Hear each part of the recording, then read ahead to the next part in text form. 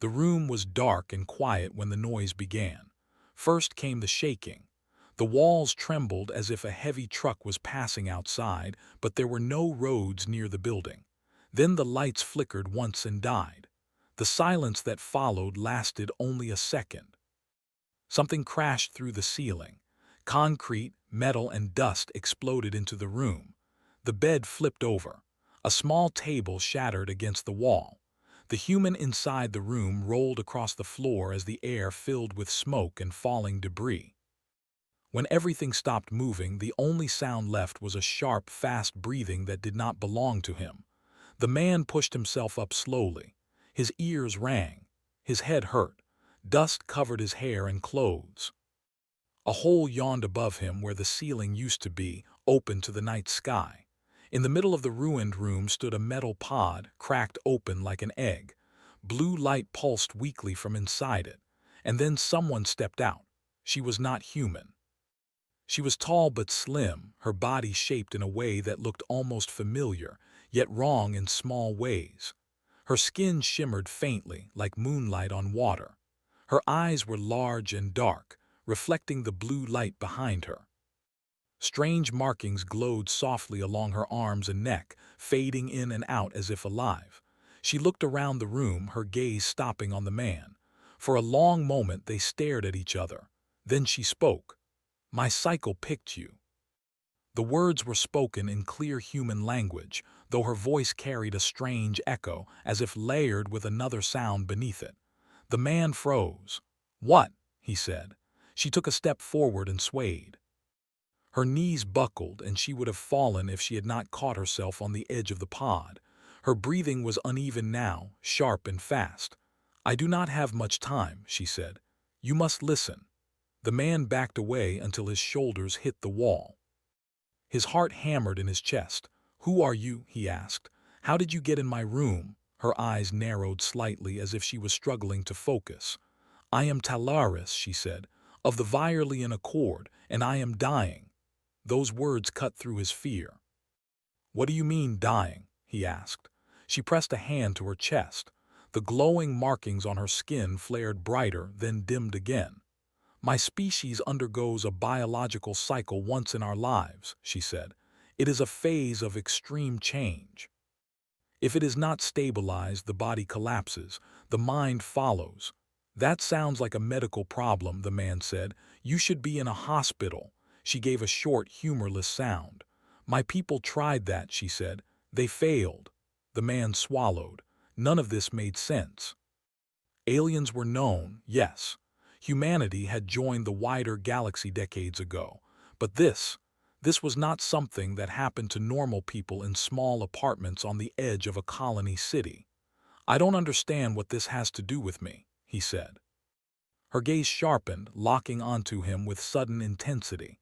"My cycle searches for compatibility," she said. "It evaluates biology, neural patterns, emotional resilience, across species, across space." She took another step toward him.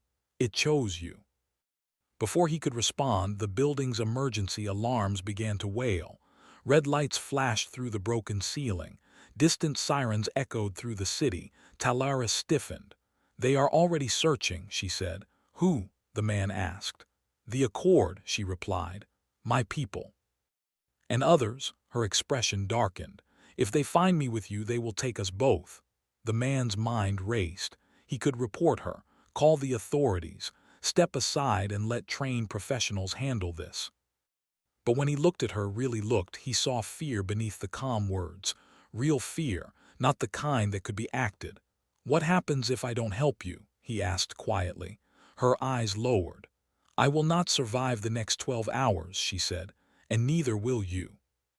That made him laugh, sharp and nervous. "That's a strange way to ask for help." She met his gaze again. "I am not asking," she said. "I am telling you the truth." A deep hum filled the air. The glowing markings on her skin brightened again, reacting to something unseen. She suddenly gasped and doubled over. Without thinking, the man moved forward and caught her before she fell. The moment his hands touched her arms, the glow stabilized. The harsh light softened. Her breathing slowed. Both of them froze. She looked up at him, shock written across her face. "It is working," she whispered. "What is?" he asked. "You," she said. Outside, the sirens grew louder. The man helped her sit on the edge of the ruined bed. His hands trembled. "My name is Elias," he said, because somehow that felt important. She nodded. "Elias," she repeated, as if tasting the word. The alarms outside cut off abruptly. The sudden silence was worse. Talaris's head snapped toward the ceiling. "They have entered scanning range," she said. Elias looked at the open sky above them. "Can they see us?" he asked. "Yes," she said, "unless we move." He stared at the wrecked room. There was nowhere to go, no place to hide an alien woman glowing like a beacon.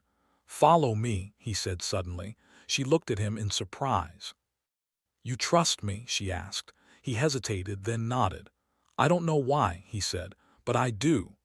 They moved quickly through the apartment, down a narrow hallway that shook with distant engine noise. Elias opened a hidden panel near the floor and pulled out an old emergency cloak designed to scramble basic scans. "It's not much," he said, "but it might help." She wrapped it around herself. The glow dimmed instantly. Her eyes widened. "Primitive," she said softly, "but effective." They slipped into the stairwell just as a beam of light swept across the ruined room behind them. The building groaned as heavy boots landed on the roof. Elias did not look back. They descended flight after flight, the sound of pursuit echoing above them. Talaris leaned heavily on him, her strength fading again whenever they stopped moving. "Why me?" Elias asked between breaths. "There are billions of humans." "The cycle does not choose numbers," she said. "It chooses survival." They reached the bottom and pushed out into the cold night air. The city glowed with emergency lights. Ships hovered above, casting long shadows across the streets. Elias pulled her into a narrow alley and pressed them both against the wall. A patrol unit passed overhead, scanning. Talaris shuddered. "If we are separated," she whispered, "the cycle will destabilize again." Elias clenched his jaw. "Then we stay together," he said. The patrol moved on. For a moment they were alone. Talaris looked at him with something close to wonder. "My people believed humans were fragile," she said. "Too emotional, too chaotic." Elias snorted softly. "We get that a lot." She placed a hand over his chest, feeling his heartbeat. "But your chaos adapts," she said. "It bends, it survives." Her markings pulsed gently now, no longer wild or painful. Elias exhaled slowly. "So what happens next?" he asked. Her gaze turned distant. "Next," she said, "the galaxy learns it was wrong about you." High above the city, the search intensified. And in a quiet alley below, the cycle had already made its choice. The city did not sleep that night. Searchlights cut through the sky like sharp blades. Patrol ships moved slowly between the towers, scanning every street, every rooftop, every dark corner where someone might hide. Loudspeakers repeated the same calm warning in many languages, telling citizens to remain indoors for their own safety. Elias and Talaris stayed in the shadows. They moved through narrow paths only locals knew, maintenance tunnels, abandoned walkways, old transit lines that no longer appeared on official maps. Elias had grown up on this frontier world. He knew where the city forgot itself. Talaris leaned heavily against him as they walked. Whenever they slowed too much, her breathing became strained, and the faint glow beneath the cloak began to pulse again. Each time Elias touched her arm or shoulder, the glow settled, as if his presence was an anchor pulling her back from some invisible edge. Neither of them spoke for a long time. Finally, they reached a small underground space once used as a storage hub during early colonization. Rusted doors hung open, dust covered the floor, old power units lined the walls, most of them dead. Elias guided her inside and closed the doors as quietly as he could. "This is the best I can do," he said. "No active signals, thick walls." Talaris lowered herself to the floor, sitting with her back against the wall. She looked exhausted, her face pale beneath the shimmer of her skin. "You have already done more than expected," she said. Elias crouched a short distance away, watching her carefully. "You keep saying cycle," he said, "but you haven't told me what it really is." She was quiet for a moment. "For my species," she said slowly, "the cycle is considered sacred, dangerous. It reshapes us, our bodies, our minds. It decides whether we will continue or end." "That sounds extreme," Elias said. "It is," she replied. "Many do not survive it. Those who do are forever changed." He frowned. "Then why go through it at all?" "Because without it," she said, "our species would have died out long ago." She closed her eyes briefly, then continued. "The cycle searches for balance, stability, a presence that can endure the chaos it creates." Elias shifted uncomfortably. "And that presence is me?" "Yes." He let out a slow breath. "I don't feel very special." Talaris opened her eyes and looked directly at him. "That is because humans misunderstand strength," she said. "You see only force, power, control." She gestured weakly around them. "But you live on unstable worlds. You survive disasters. You bond with strangers. You rebuild after loss. Your biology adapts. Your minds bend instead of breaking." Elias did not know how to respond to that. Before he could speak, a low vibration passed through the ground. The walls hummed faintly. Talaris stiffened. "They are closer," she said. Elias stood. "Then we don't stay," he said. "We move again." She shook her head. "I cannot," she said.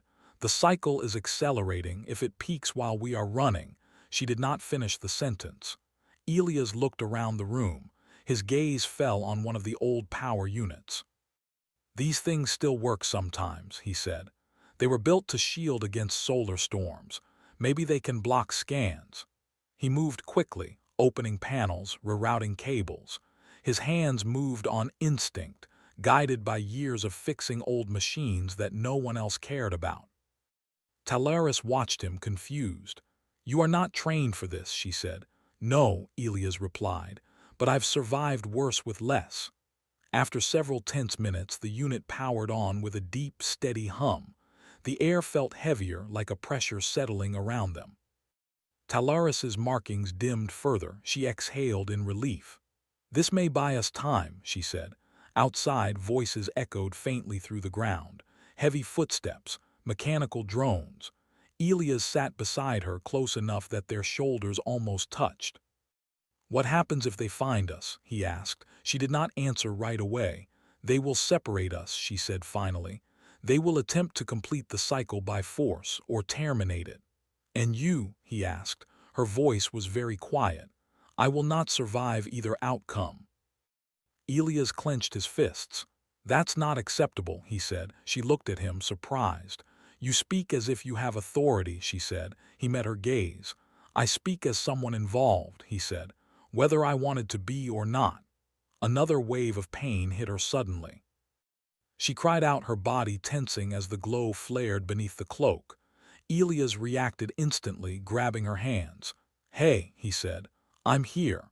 The pain eased slowly, as if retreating. Talaris stared at him, breathing hard. "This should not be possible," she whispered. "No other species has ever," she stopped herself. "Has ever what?" Elias asked. "Chosen," she said. "You are not dominant. You do not command the cycle. You coexist with it." Outside, a loud metallic sound rang out as something heavy struck the ground above them. A voice echoed through amplifiers. "Viralian asset detected in Sector 12. Human accomplice confirmed." Elias cursed under his breath. "They know," he said. "Yes," Talaris replied, "and now they will come openly." The door to the storage hub shuddered as something impacted it from the outside. Elias stood in front of Talaris without thinking. She looked up at him.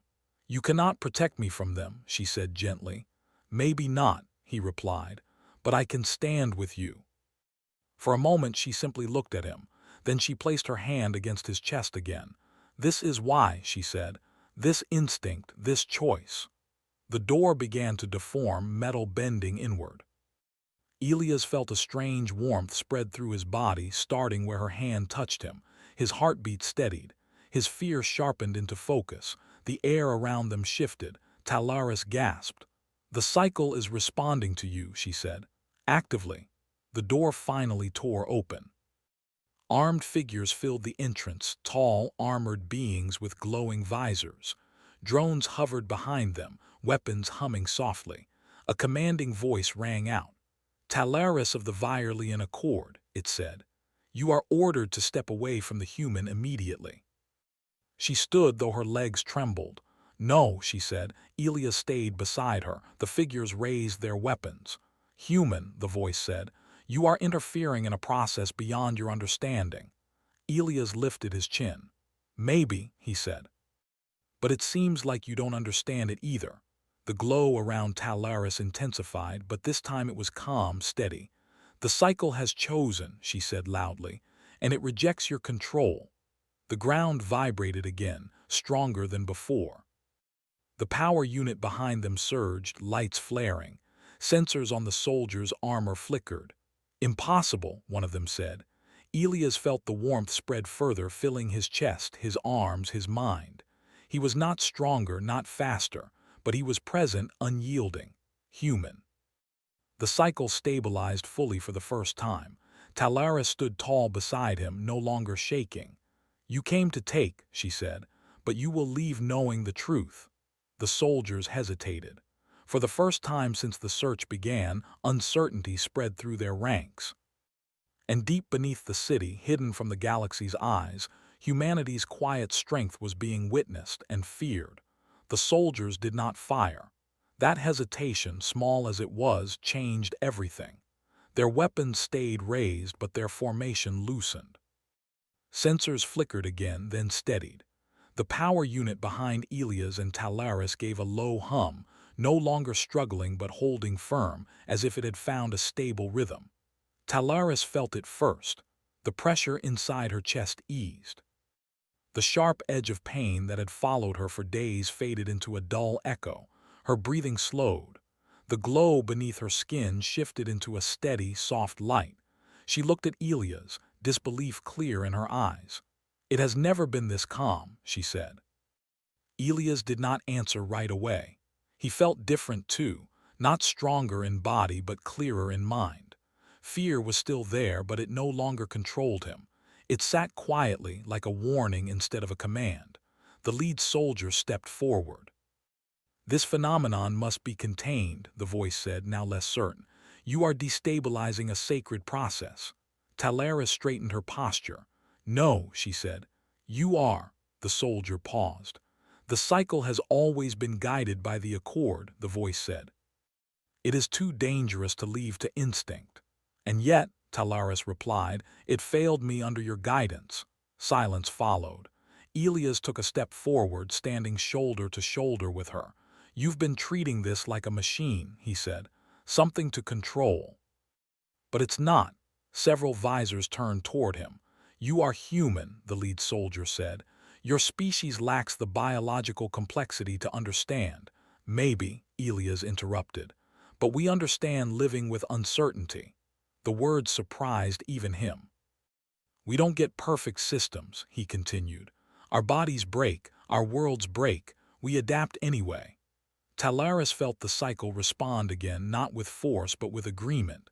The glow around her expanded slightly, then settled. A new voice cut into the space, transmitted through the soldiers' communicators. "This is High Overseer Kale," it said. "Stand down. I am assuming command." The soldiers lowered their weapons a fraction. A holographic projection formed near the entrance. A tall Virelian figure appeared, their form marked with symbols of authority. Kale's gaze fixed on Talaris. "You have endangered yourself and others," Kale said. "Return with us and this can be resolved." Talaris shook her head. "No," she said. "I will not survive your resolution." Kale's eyes shifted to Elias. "And the human?" Kale asked. "He stays," Talaris replied. Kale studied the data scrolling beside the hologram. Readings from the cycle, stability levels that should not have been possible.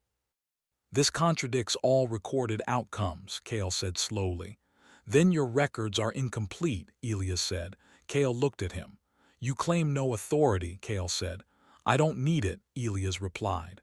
"I'm not asking you to trust me, just look." The data spiked again, then leveled out at a level far beyond the minimum survival threshold. Talaris felt warmth spread through her entire body. The cycle was no longer a storm. It was a flow. "For the first time," she said quietly, "I am not fighting myself." Kale was silent for a long moment.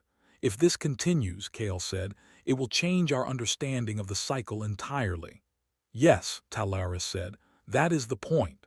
Outside the storage hub, more ships arrived. News traveled fast. What had begun as a retrieval operation was becoming something else. A test. Kale spoke again. "Human Elias," Kale said. "If you separate from her now, the process will destabilize." Elias did not hesitate. "Yes," he said, "and if you remain—" "She lives," Elias replied. "And so does your truth." Kale closed their eyes briefly. "For generations," Kale said, "we believed survival required control." Talaris stepped forward.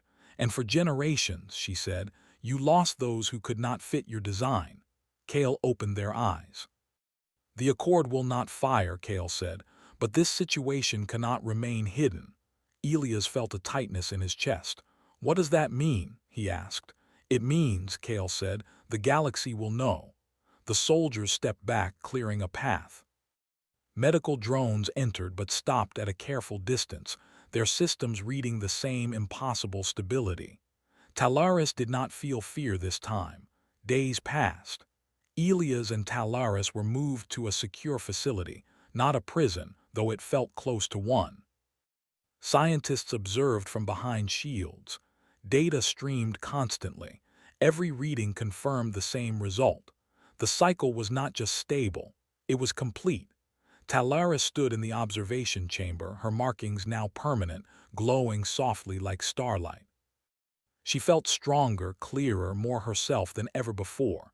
Elias stood beside her, hands in his pockets, feeling very human among so much advanced technology. "You did this," one of the Virelian scientists said, looking at Elias. "Without tools, without modification." Elias shrugged slightly. "I just stayed," he said. That answer spread quickly. Across the Accord, debates ignited. Across the wider galaxy, attention followed. Other species watched carefully. Humans had always been considered adaptable but minor, useful but not central. That view began to change. Kale addressed the council publicly. "The cycle did not fail," Kale said. "We failed to understand it." Images of Talaris and Elias standing together filled the chamber. "The cycle seeks balance," Kale continued, "not perfection. Humans embody this balance in ways we overlooked. Some resisted, others listened. Meanwhile, Elias struggled with the weight of it all. "I didn't ask for this," he told Talaris one night as they stood near a wide window overlooking the city. "Neither did I," she replied. "But we are here." He looked at her. "What happens now?" he asked. She smiled softly. "Now," she said, "we choose." The Accord eventually made its decision. The bond was recognized, not as ownership, not as control, as partnership. Talaris was granted autonomy. Elias was given the choice to return to his old life or stay. He did not need long to decide. "I'm not leaving you," he said simply. News spread fast after that. Other species began to test similar bonds. Some failed, some succeeded. Each success carried the same pattern. Humans did not dominate the process, they adapted to it. The galaxy began to see humanity differently, not as conquerors, not as rulers, but as anchors. Years later, Elias stood in a council hall, far from the small apartment where it had all begun. He wore simple clothes, unchanged in spirit if not in experience. Talaris stood beside him, confident, radiant. A young delegate asked a question that echoed through the hall. "Why humans?" they asked. "What makes them different?" Elias thought for a moment. "We break," he said. "A lot, but we don't stop," Talaris added. "They do not seek to erase chaos, they live with it." The hall was quiet. The cycle, once feared, was no longer a mystery, and humanity's place in the galaxy was no longer small, not because they were the strongest, but because, when chosen by something greater than fear, they stayed together.